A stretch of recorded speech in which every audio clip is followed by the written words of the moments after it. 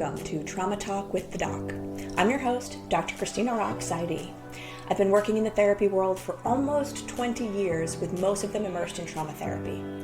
I'm MDRIA certified in EMDR, trained in brain spotting, internal family systems, I'm DBT certified, and all of that to say, I know what I'm talking about. This mini-series is designed to provide some psychoeducation on trauma, what it is, what it does, and how it fucks us up. This is not meant to provide a diagnosis, to treat, or to do anything other than educate and hopefully entertain. If you feel some type of way about what I'm sharing, please talk to a trauma-informed professional. Now, without further ado, let's get nerdy.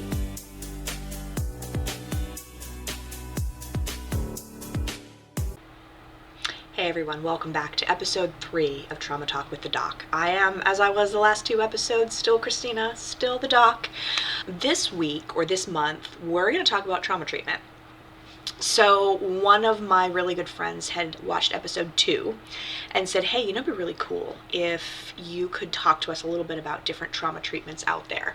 So this is what we're going to talk about today. And I think it gives us a good lead-in into, I debated whether I wanted to do this one first or if I wanted to talk about the brain and how trauma fucks us up brain and body-wise. But you should also rewind the tape a couple weeks and see the podcast that Brittany and Peggy put out about the body keeps the score and like what that actually means. So go watch that because that gives you a good trauma base. And then come back and watch this one, which they should go in sequential order like that. And then watch September's episode where I'm going to talk about the brain and the body and trauma and what happens and neurotransmitters and hormones and all that cool stuff. So, of course, I have my notes up on my other screen. You'll see things pop up here if you're watching. If you're listening, I don't know, homie, I can't help you. Go watch on YouTube. But today we're going to talk about trauma treatment. This is my disclaimer. I am a trauma therapist. I have been doing trauma therapy for almost 20 years. I'd like to think I'm pretty freaking good at it. As with all therapists, we stumble across and we find an orientation or a tool or a technique, a trick in our bag, and we're like, this is the best thing ever since the invention of therapy. Like, of course I'm going to choose this thing, and I'm going to tell everybody how great this is. There's a kind of a circulating joke of like, how do you know you're talking to an EMDR therapist? Don't worry, they'll tell you. It's very true. This is not the end all and be all. This is my opinion. So I'm going to talk about all different kind of SAMHSA approved trauma treatments. I'm going to talk about what they do very briefly. If you're curious or if it sounds interesting to you, go do some deep dives. Reach out to a provider that does that as a therapeutic modality. But some of them are therapeutic modalities or theoretical orientations, and some of them are like tools in our tool bag. We're going to go over a lot more tools in the tool bag than we are theoretical orientations, because I would be on this pod for 6 hours talking about every single method of approaching treatment out there that exists. But of course I have my notes up because I get very tangential, as I have already started to become, and circumstantial in when I talk about this kind of stuff. So I am not your therapist, unless I am your therapist, and then next time you're in here, we can fucking talk about it. But I'm not your therapist. I am not the end-all and be-all subject matter expert on what is right and wrong in trauma treatment. I am speaking to you from what we kind of know as effective trauma treatment. I'm going to give you a brief description of what it is, why I like it or don't like it. And we're going to talk about the difference between working with adults, so adult treatment, and childhood treatment. So working with adult trauma survivors, working with child trauma survivors. I'm also going to talk about different modalities and orientations that work with different kinds of trauma. Describe all that to you, just buckle up. So first and foremost, I want to kind of review what we're talking about when we talk about trauma. Trauma is anything that overwhelms the brain's ability to cope. Full stop. And I talked about this last time, where our diagnostic capabilities have failed us is in that pesky little criterion A. PTSD could only be provided as a diagnosis if you meet all of the criteria that are part of that diagnosis. Criterion A being that you have to be exposed to real, like actual or threatened death, dismemberment, serious bodily harm, sexual assault, as a first responder, like an EMT, right, constantly going to calls where people are hurt or dying, continuously being, as part of your job, being exposed to traumatic events. So trauma is a whole lot of stuff. It's anything that overwhelms the brain's ability to cope, like I said, does not have to be you were assaulted or you were in combat. When I talk about my kind of repetitive trauma survivors, right, we're going to talk about interpersonal trauma. We're also going to talk about and kind of parse out the differences between, and not just today, in subsequent episodes, combat trauma, first responder trauma, interpersonal trauma, single incident trauma, like what those are and kind of how they present themselves.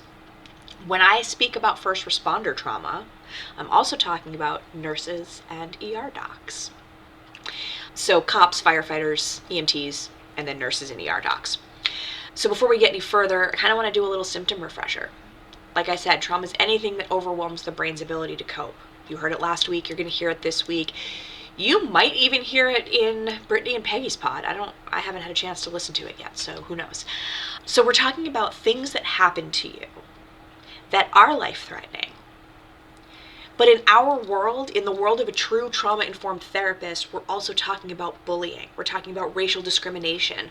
We're talking about severe poverty. We're talking about living in a shit neighborhood where there's violence all around you and maybe it doesn't exactly happen to you and you don't personally feel threatened, but there's like a shootout or a drive-by all the time.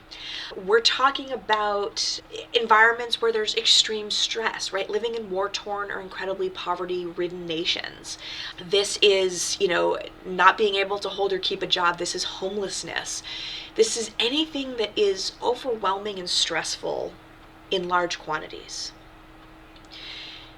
DSM doesn't say that, right? The Diagnostic and Statistical Manual of Mental Disorders, but that's what we look at when a trauma-informed clinician approaches you. They're not just looking at, well, did you get mugged or run over by a car?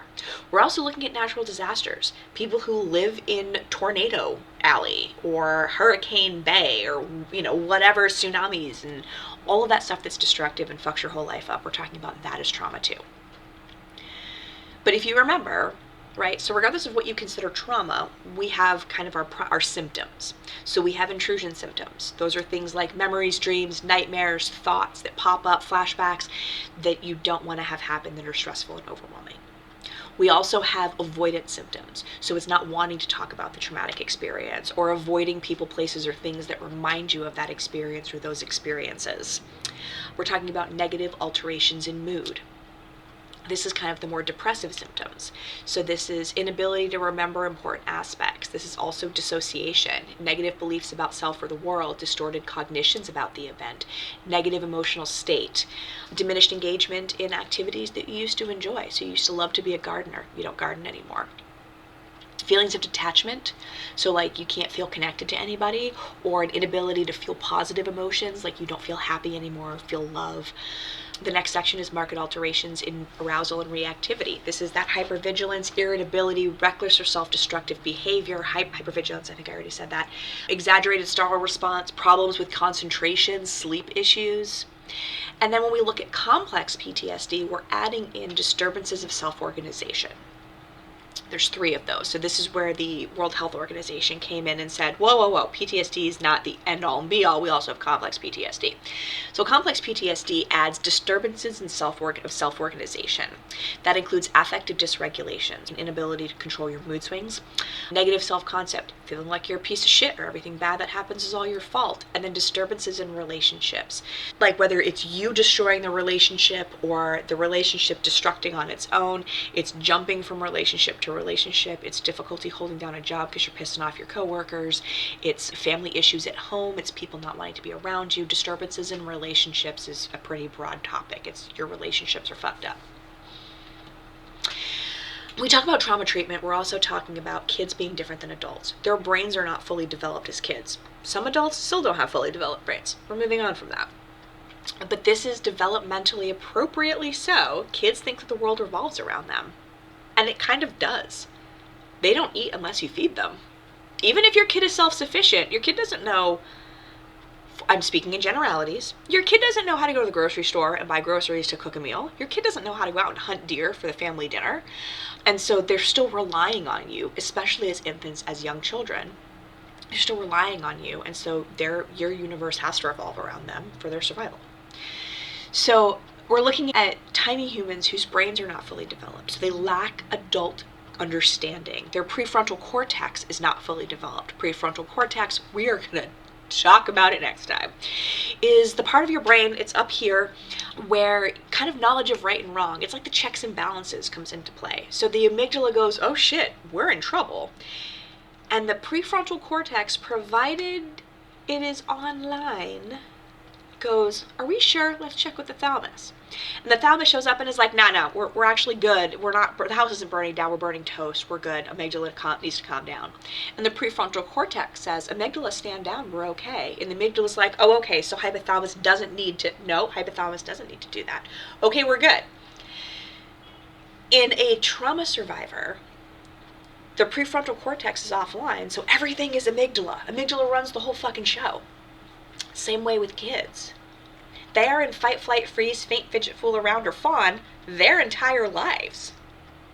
So, and if their caregiver's the one that's giving them trauma or not healing that trauma for them, then they have nowhere safe to go.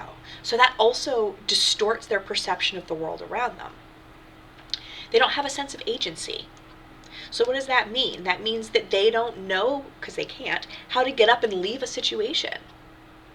They don't know how to fix it on their own. They don't have a language for that. They can't grasp adult concepts, obviously. And then they struggle with verbalization, especially at really young ages. Your verbal language doesn't fully finish developing until you're about 12.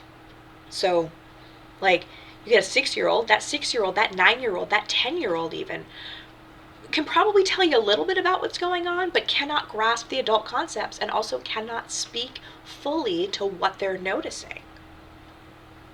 So trauma treatment with kids is going to be very different than adults, because we're not dealing with cognition, we're not dealing with a fully developed human or brain or concept.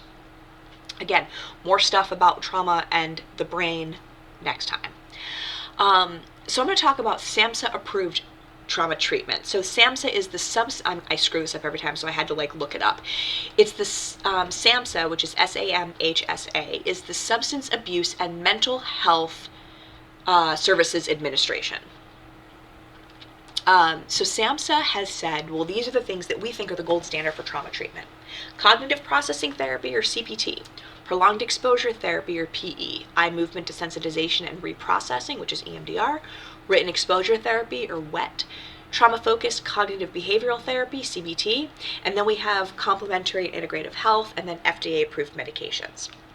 When we talk about complementary and integrated health, what we're talking about is nutrition, sleep, health related activities. Are you eating enough? Are you sleeping enough? Are you providing personal hygiene and washing your ass properly? That's what we're looking at. Complementary, so it complements the stuff that you're already doing with a therapist. FDA approved medications.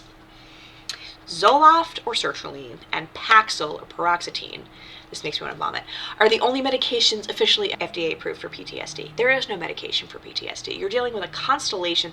This is Christina Rock's version and belief and soapbox.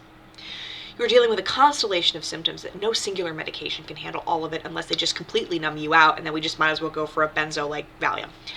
But Zoloft and Paxil are considered FDA approved for the treatment of PTSD. What they're really doing is their SSRI managers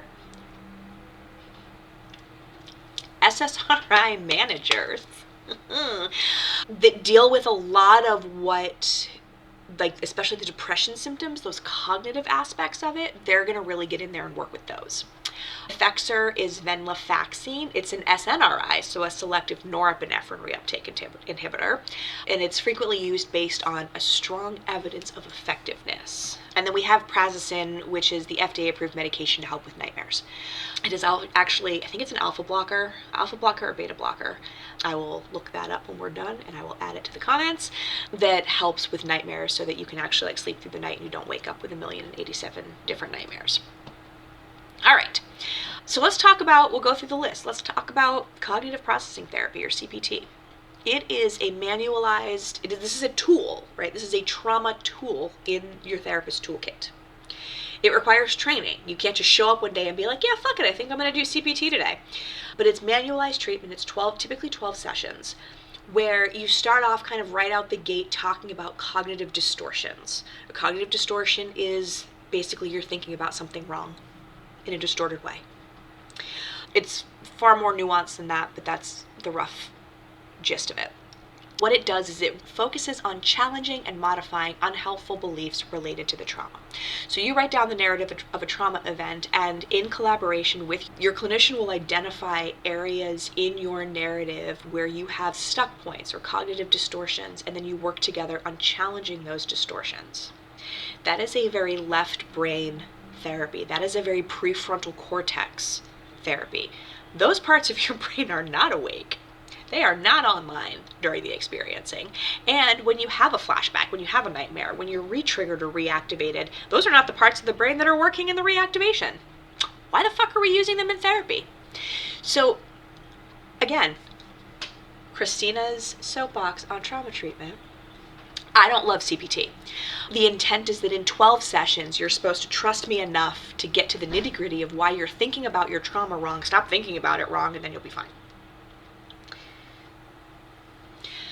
The next one on the list is prolonged exposure therapy. This one hurts my heart.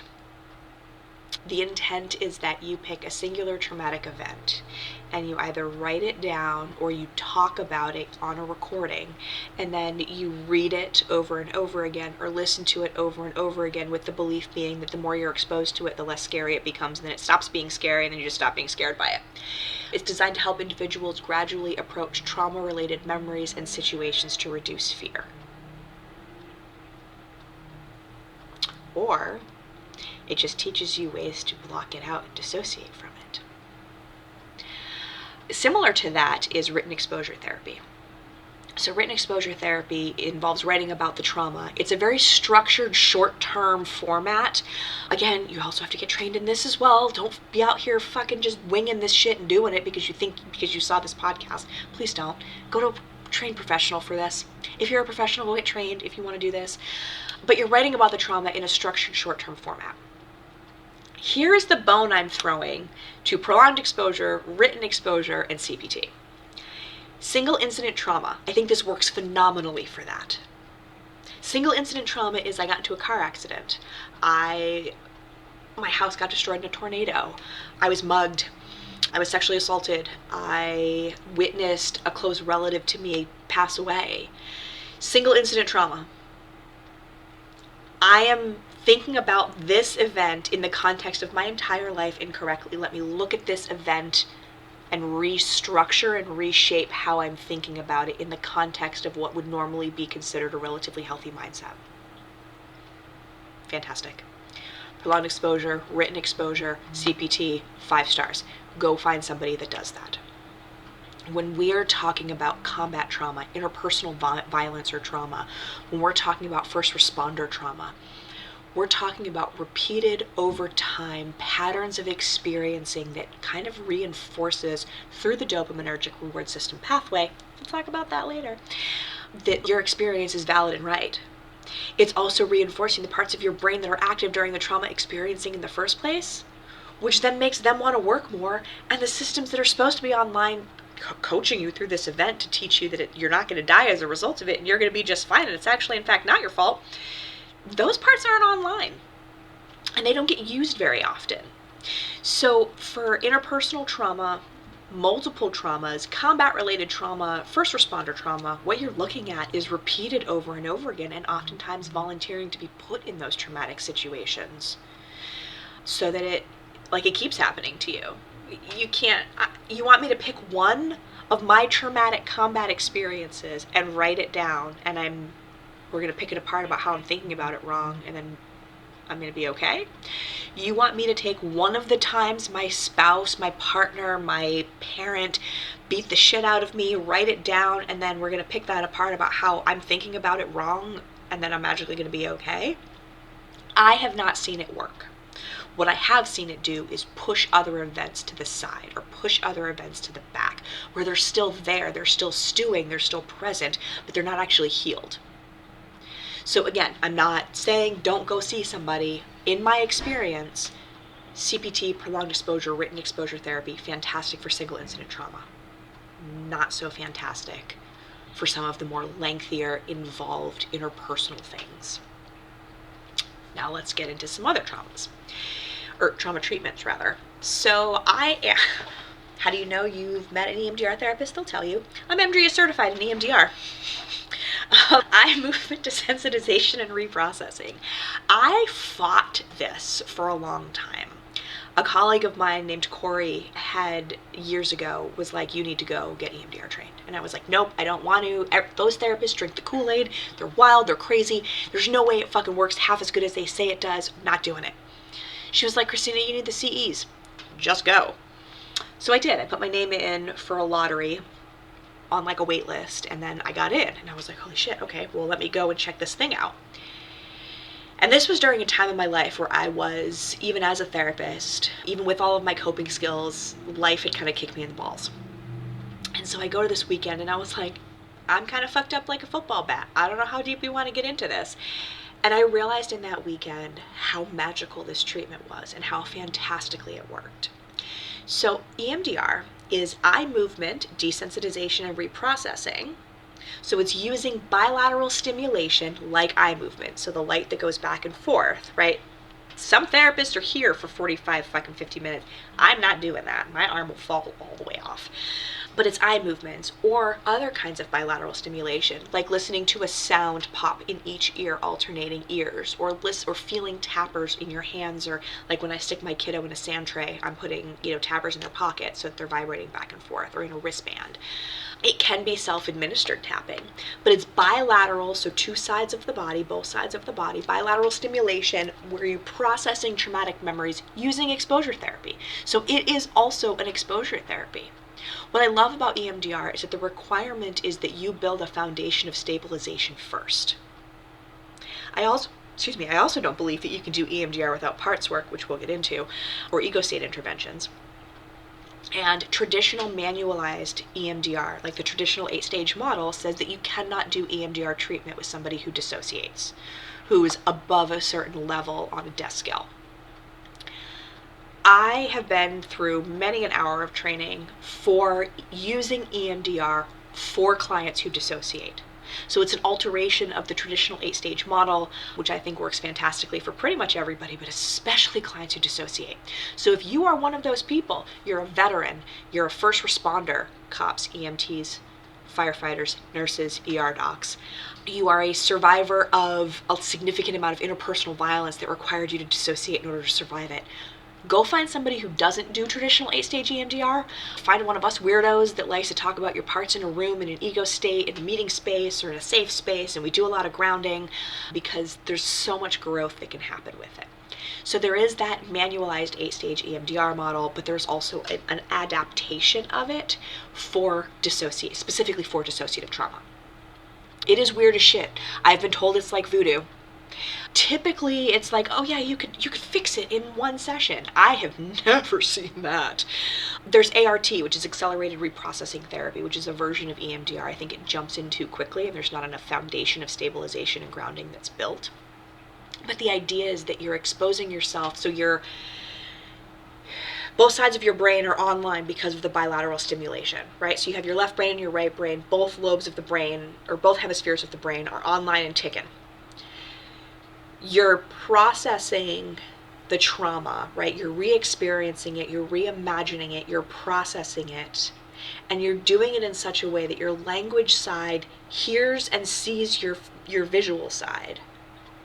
And then the prefrontal cortex, through grounding and stabilization, is also attached into this and going, well, hold on, guys, are we really looking at this the way that we should be? Or is there a different way we could look at this?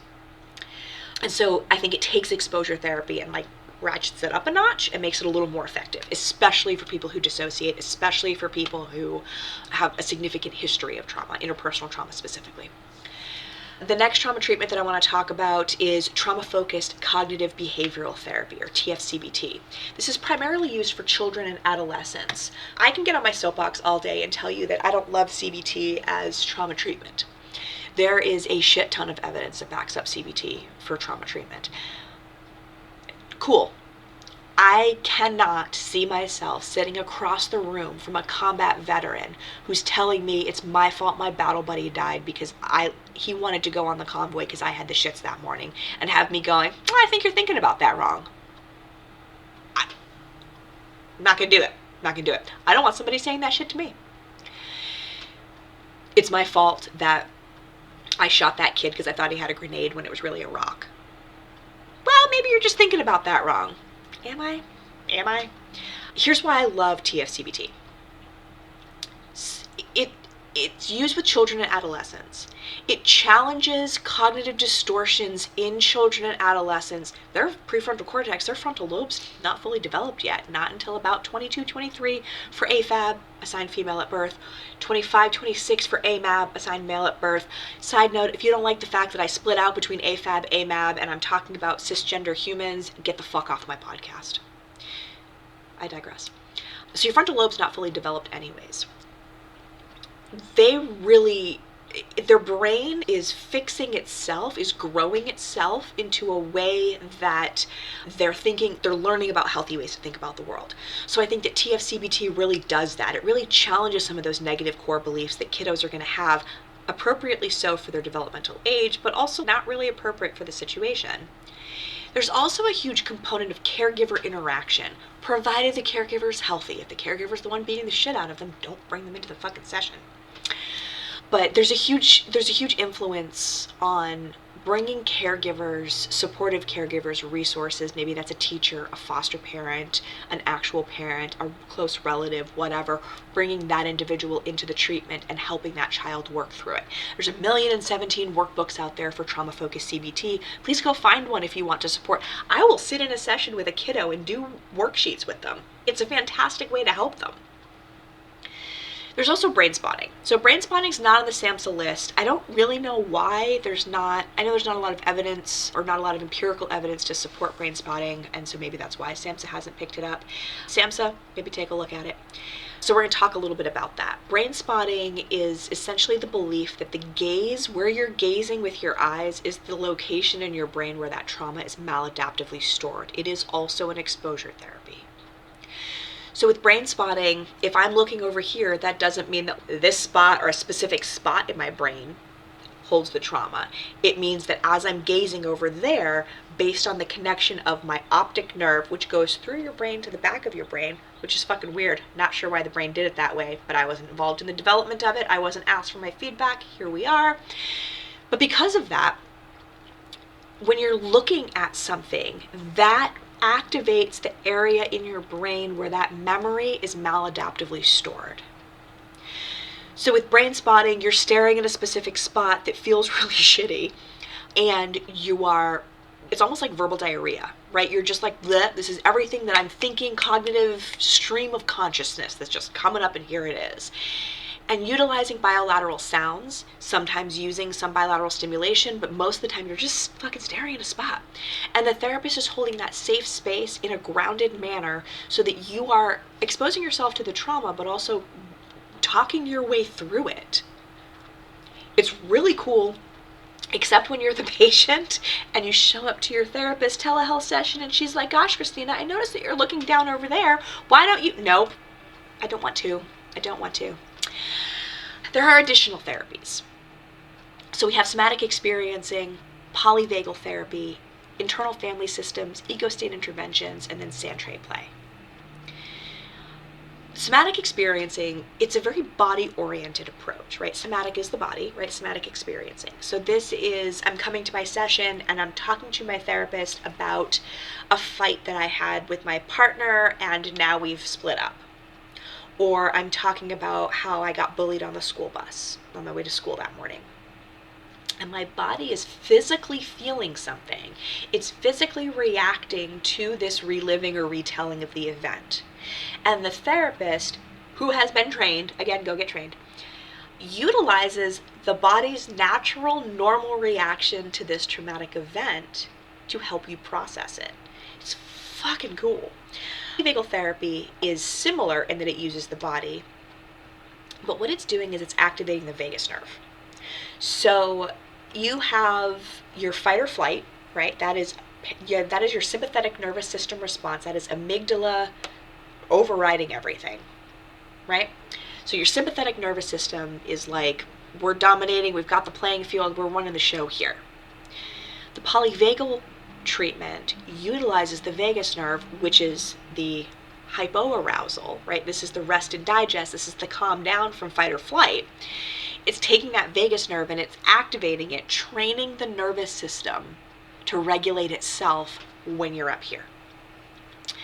It just helps shift from fight or flight to a more regulated rest and digest. Internal family systems, ego state interventions. If you've ever seen the movie Inside Out or Inside Out 2, they actually based those movies off of internal family systems. It's this belief that you have this little network of parts inside of you that are born from experiences throughout your life. Ego state interventions is very similar, that there's a lot of dissociation. Or let me start over. In ego state interventions, we utilize that a lot with people who dissociate. But it's this, you've been through some shit, and now you have parts that are keeping you safe or protecting you or trying to defend you preemptively against reliving those experiences, but you still have parts or aspects of yourself, of your system, that are holding on to those memories. And so how do we work with the protectors who are there to keep you safe to get past, not unwelcomed, but get past those defenses to heal those small hurting parts of you that were told that they were a piece of shit? So I will utilize a lot of parts work and ego state interventions when I'm doing my trauma work, when I'm doing EMDR, when I'm doing brain spotting. And then you have sand tray play or play therapy. I love sand tray play. Mostly I do it with kiddos. Have I stuck an adult in the sand tray? 100%. Did they gripe about it? 100%. Did they also get a lot of healing from it? 100%. So sand tray play it's structured. There was a pod episode last year sometime about how play therapy is actually play therapy. Go fucking watch it. But it's structured, it's evidence-based, and it's helping that child in a projective manner work through what they went through, because most kids don't have a language for it. And so if I can stick them in the sand tray and I can say, I want you to build me a story, and they're putting all of the aggressive predatory animals underneath the sand, covering them up, and then putting a sun on top, and I go, oh, I see there that you've put all of the scary animals under the ground. Oh yeah, well, they're sleeping. They're waiting for it to come. They're waiting to come out at night because bad things happen at night. Yup. Right? We're making work. We're making progress. Does this little kid know why they've done that? No. Do they need to know? No. I've had kiddos who come to session and this one girl emptied out everything in my sand tray, or in my little miniature cabinet, and put it in the sand tray. It was chaos. But every week she came in, she started to make sense of that chaos and was grouping animals. She was building up her world so that it had organization. It had structure in a life of hers that didn't have any of that. So that's why we lean real heavily with kiddos on play therapy stuff. I'm playing Uno or Skip-Bo or Go Fish or something with one of my kiddos, right? And they put down a card and I'm like, oh, bud, you can't use that card. Or, oh, sweetie, it's not your turn yet. They're using strategies now to navigate these difficult interpersonal relationships. They're conflict avoidant kids or conflict active kids, right? Seeking kids who are now in a space that's safe and therapeutically appropriate, learning how to navigate conflict in way healthier ways. So we're talking about orientations. We're talking about theoretical orientations, therapies, modalities. That's really what we're talking about. Somatic experiencing, polyvagal, IFS. CBT, I think, can be appropriate for single incident trauma.